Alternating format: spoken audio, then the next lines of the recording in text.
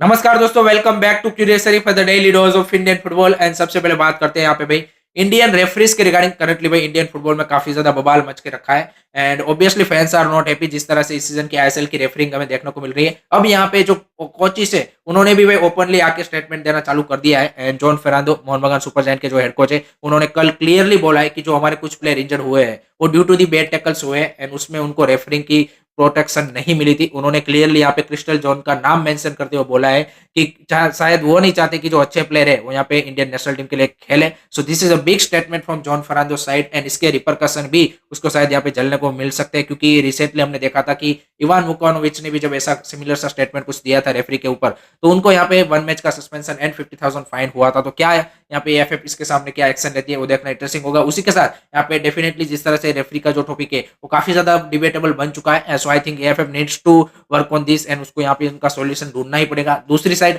आई think coaches owner सारे यहाँ पे क्या बोलते कि सोशल मीडिया पे जरूर कमेंट रख रहे हैं, लेकिन दे नीड टू क्या बोलते कि फॉर्मली यू कैन से कि कंप्लेंट करना चाहिए एफएफ को साथ मिलकर सभी क्लबों को कि हाँ भाई ये चीज यहाँ पे चेंज होनी चाहिए to maintain the integrity of the league. So let's see यहाँ पे क्लब्स की ओर से कुछ ऐसा यहाँ पे स्टेप लिया जाता है कि नहीं लिया जाता, क्योंकि आपको देखिए सोल्यूशन तो एफएफ के पास है, सोशल मीडिया पे तो सोल्यूशन नहीं है। वहां पे अपने अपनी बात रख दी, वो सही बात है, वो अच्छी बात है, रखना भी चाहिए। लेकिन दूसरी साइड आपको जहाँ पे एक्चुअल सोल्यूशन मिलने वाला है उस डायरेक्शन में भी तो काम करना चाहिए। यानी आप भी स्टेक होल्डर हो तो आपको लगता है कि भाई ये चीजें चेंज होनी चाहिए, गलत हो रही है, तो आपको वहां पे बोलना चाहिए कि और उसको कंप्लेन करनी चाहिए। सो लेट्स सी क्या क्लब्स ऐसा कुछ कर पाते हैं एंड क्या इसका एफएफ सॉल्यूशन निकलता है। लेट मी नो गाइस, आप क्या सोचते हो इसके बारे में कमेंट सेक्शन में जरूर बताना। उसके बाद बात करते हैं यहाँ पे भाई दूसरे हेड कोच, यहाँ पे एफसी गोवा के हेड कोच जो मनोल मार्केस है, उन्होंने भी भाई एएफएफ एंड एफएसडीएल के ऊपर हिट आउट किया है regarding the super cup and ISL जिस तरह से सीजन शेड्यूल किया गया है। सुपर कप के रिगार्डिंग यहाँ पे मनोल मार्केस ने बोला कि भाई आप एक कुछ टीमों को मेन पिच में खिला रहे हो, कुछ टीमों को प्रैक्टिस पिच में खिला रहे हो, आप ये किस तरह से मतलब क्या बोलते हैं कि ऑर्गेनाइजेशन कर रहे हो। आप कभी 4 फॉरेनर रखते हो, कभी 6 फॉरेनर कर देते हो। उसके अलावा उन्होंने लास्ट सीजन का भी एग्जांपल दिया कि लास्ट सीजन जिस तरह से सुपर कप ऑर्गेनाइज हुआ था एक ही वेन्यू पे, तो काफी ज्यादा यहाँ पे क्या बोलते हैं कि प्रैक्टिस और उन सबके हम सबको पता है कि क्या क्या दिक्कत आई थी। तो उन्होंने बोला इस सीजन भी यहाँ पे ये दिक्कतें आ सकती है अगर आप एक ही वेन्यू पे 16 टीमों को एडजस्ट करोगे, तो this problem will definitely arrive. And दूसरा उन्होंने आईएसएल के शेड्यूल के रिगार्डिंग भी बोला है कि आपने फर्स्ट हाफ का शेड्यूल रिलीज किया है जबकि सेकंड हाफ का रिलीज ही नहीं किया है। एंड उन्होंने बोला कि नो डाउट यहाँ पे एशियन कप है, नेशनल टीम खेल रही है, तो आपको 2 शेड्यूल अनाउंसमेंट करने चाहिए थी कि अगर टीम नॉकआउट में जाती है तब क्या होगा, नॉकआउट में नहीं जाती तब क्या होगा। तो ये प्री प्लानिंग होनी चाहिए, क्योंकि आप देखिए कल ही प्रीमियर लीग ने भाई जो इंग्लिश प्रीमियर लीग है उन्होंने यहाँ पे भाई 2024-25 सीजन का भी यहाँ पे जो स्टार्टिंग एंड एंड डेट है वो डिसाइड कर लिया है। और हम यहाँ पे इस सीजन जो चल रही है आधा सीजन हो चुका है और हमारा सेकंड हाफ का शेड्यूल हमारे पास नहीं है। So this is the how Indian football is currently has been handling by FSDL by AFF. I think they need to work कि भाई किस तरह से हमें आगे प्लान करके चलना है एंड अनफॉर्चुनेटली वो नहीं हो रहा है। एंड आई थिंक जो उन्होंने सारे पॉइंटर्स रखे आई थिंक कहीं ना कहीं वो चेंज होने चाहिए। This are the problem, actual problem they जो यहाँ पे इंडियन फुटबॉल में सोल्व होने चाहिए एंड इसको बेटर प्रोफेशनल वे में आपको हैंडल करना चाहिए।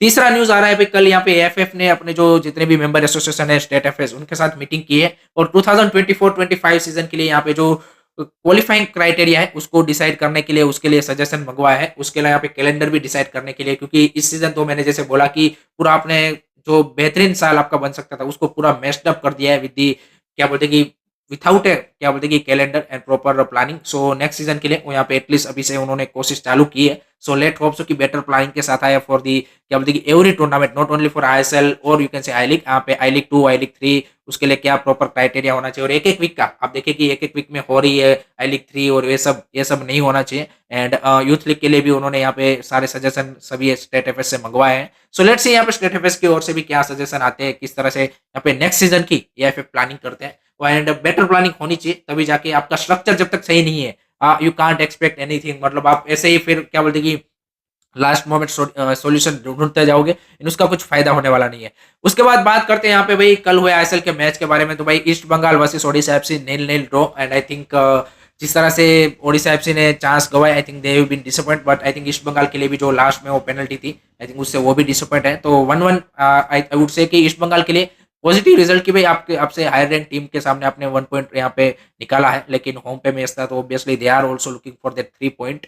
एंड मुंबई सिटी के सामने भी उन्होंने ऐसे डिफेंसिव परफॉर्मेंस देके यहाँ पे 1 पॉइंट लिया था, तो that's a great strategy from Carlos Gujarat I would say. And Sergio Lobera is disappoint with their team because final third में उनकी प्रीसीजन नहीं थी, अदरवाइज यहाँ पे वो डेफिनेटली गोल स्कोर कर सकते थे। एंड डिफेंसिवली काफी ज्यादा आप देखिए कि प्रॉपर डिफेंसिव सेटअप के साथ ही ईस्ट बंगाल उतरी थी इस मैच में। सो यहाँ पे पेनिट्रेट करने में भी उनको यहाँ पे मिडल ऑफ द पार्क से, और जिस तरह से सोविक चक्रवर्ती ने यहाँ पे एम एच चाहू को यहाँ पे कंटेन करके रखा था, आई थिंक मुश्किल हो रहा था। लेकिन आई थिंक ओडिशा एफसी का जो प्लेइंग स्टाइल है वो हम सबको बटिंग प्लेइंग स्टाइल है, एंड कभी कभी इस तरह की डिफिकल्टीज आपको आती है, एंड अनफॉर्चुनेटली वो फिनिश नहीं कर पाए, अदरवाइज 3 पॉइंट ले सकते थे। ईस्ट बंगाल के लिए अगर आप देखें तो overall I think has been a good performance as a team, I think अच्छी परफॉर्मेंस दिखाई उन्होंने। एंड आई थिंक वो लास्ट में भी जो 15-20 मिनट थे particularly, I think they have some put up very good intensity into the match, and काफी कुछ अच्छे चांसेस भी उन्होंने वहां पे क्रिएट किए। एंड अनफॉर्चुनेटली वो जो लास्ट में एक पेनल्टी था उसको वहां पे दिया नहीं गया, उसके चलते यहाँ पे उन्होंने जो क्रूशल 2 पॉइंट है वो यहाँ पे लूज कर दिया। लेकिन I think they are remain in the 6th position condition, तो I think that's great to see. इसके बाद भाई आज का जो मैच है I think that's also one of the cracker jack of game, Mohun Bagan super giant versus FC Goa.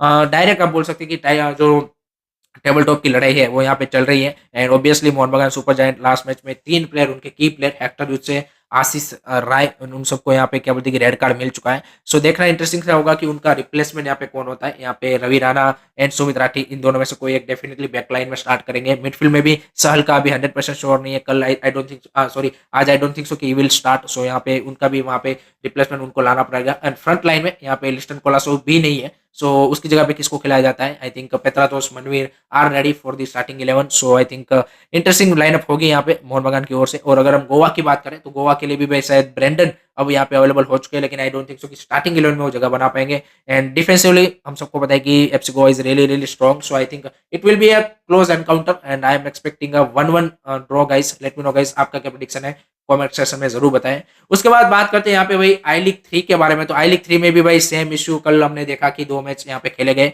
जो तिलक मैदान है, जिसमें भाई 3 टूर्नामेंट हो रहे हैं। आई लीग 3 का एक वीक का ये होगा ऑलरेडी, यहाँ पे चर्चिल ब्रदर का वो होम ग्राउंड है। एंड आईडब्ल्यूएल के मैचेस भी क्या बोलते हैं सेथु एफसी का भी वो है। एंड जिस तरह की भाई पिच थी, ग्रास ही नहीं है पिच पे, एंड दैट्स अनफॉर्चुनेट कि आपकी नेशनल लेवल की कोई जो लीग है वो इस तरह के ग्राउंड में हो रही है।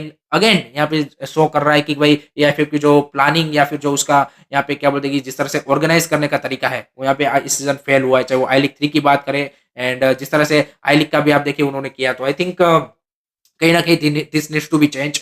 उसके बाद भाई कल आई लीग में एक धमाकेदार मुकाबला हुआ भाई, राजस्थान यूनाइटेड वर्सेस राओ एफसी। 5-4 स्कोर लाइन जिया गाइस। राजस्थान यूनाइटेड 55 मिनट पे भाई 4-1 से राओ से पीछे थी। एंड उसके बाद जिस तरह से उन्होंने लास्ट भाई 30-35 मिनट में कमबैक किया एंड भाई लगातार 4 गोल मार के यहाँ पे 5-4 से विक्ट्री हासिल की। अनफॉर्चुनेटली वो मैच स्ट्रीम नहीं हो पाया। एंड अगेन मैं एफएफ के यहाँ पे देखिए फिर से कि भाई आप आई लीग 3 के मैच ब्रॉडकास्ट कर रहे हो, रादर देन ब्रॉडकास्टिंग आई लीग 3 आप जितने भी आई लीग के प्रॉपर मैचेस कीजिए ना भाई, आई लीग सारा कीजिए। आई लीग 3 अगर जबकि आपके पास हो तब करना चाहिए। तो आई थिंक फिर से हमें देखने को मिला कि किस तरह से आपका मैनेजमेंट है।